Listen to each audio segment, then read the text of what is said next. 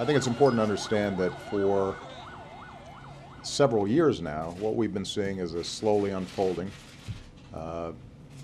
disaster for the Syrian people. And this is not a situation in which we've been simply bystanders to what's been happening.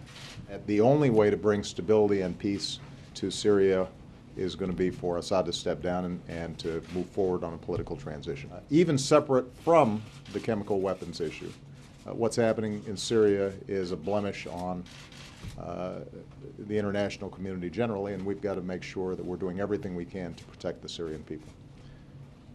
In that context, what I've also said is that the use of chemical weapons would be a game changer.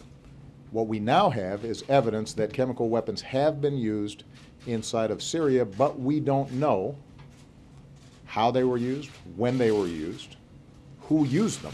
We don't have a chain of custody that establishes what exactly happened. I've got to make sure I've got the facts.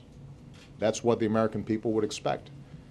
And if we end up rushing to judgment without hard, effective evidence, then we can find ourselves in a position where we can't mobilize the international community to support what we do. We've got to do everything we can to investigate and establish with some certainty what exactly has happened in Syria, what is happening in Syria. We will use all the assets and resources that we have at our disposal. We'll work with the neighboring countries to see whether we can establish a clear baseline of facts. And we've also called on the United Nations to investigate. The Syrian government has always emphasized that it will not use, if it possesses, any chemical weapons against its own people.